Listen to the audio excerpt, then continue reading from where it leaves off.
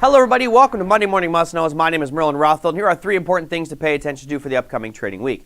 Now I'm going to start things off a little bit different. Normally we would start with earnings, but I'm going to bring that up as the caboose for today's session. What we're going to start talking about to begin with are 2 really important and extremely influential people in the financial markets.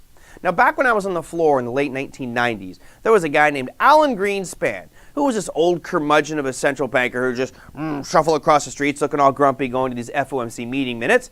And he would have a briefcase that was so thick with papers that CNBC actually would call it the briefcase cam. And they zoomed in and were like, ooh, it's a thick briefcase today. What's he going to talk about?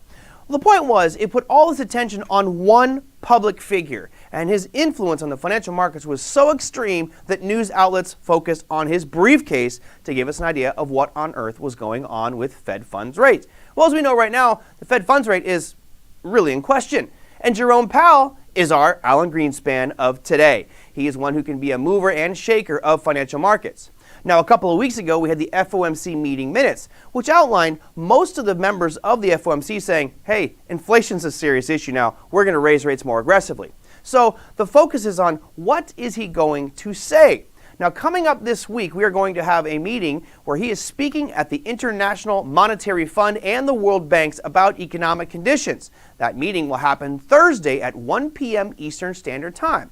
Now again, this is important because any little word that comes out of his mouth can create big moves up, big moves down.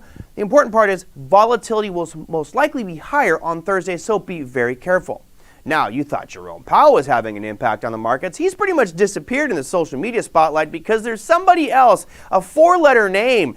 Oh, mind your words there. It's Elon Musk. Oh, the double 4-letter name. He is probably the most exciting thing in the financial markets right now. And as you may have noticed, unless you're sleeping under a rock, he has made a huge move to buy Twitter, one of the largest social media companies out there, for $43 billion in cash. Yes, I know. I'm reaching into my pocket going, gosh, do I have 20 bucks in cash? He's got $43 billion he wants to buy this company for.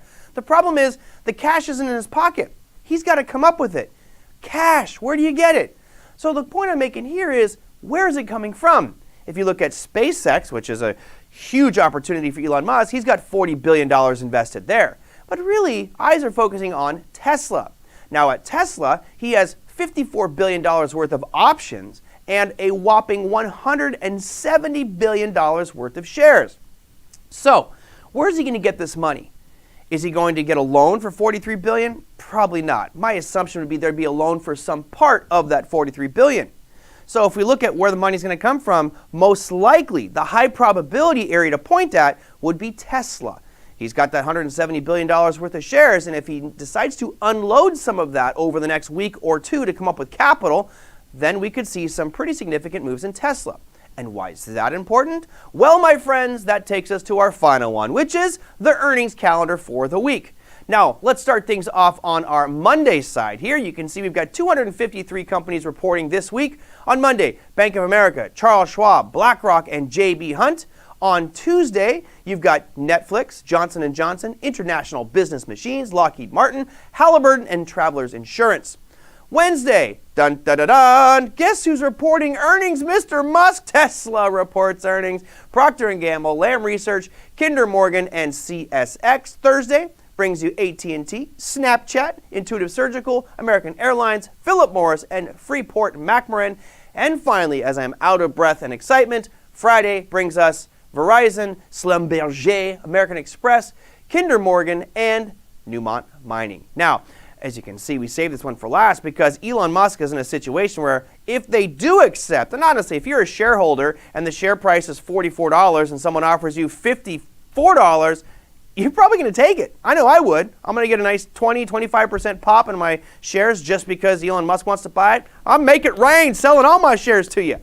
Now, if he's going to come up with that capital to pay this in $43 billion in cash, most likely you'll see some Tesla shares sold. So what that means is that Wednesday activity with Tesla can be extremely volatile. I expect to see huge volume surges in the number of shares transacted on that earnings announcement, which is normal, but this is probably even more so because I assume that there will be some selling of Tesla shares going on. That, my friends, is your Monday Morning Must Knows. We'll see you next week.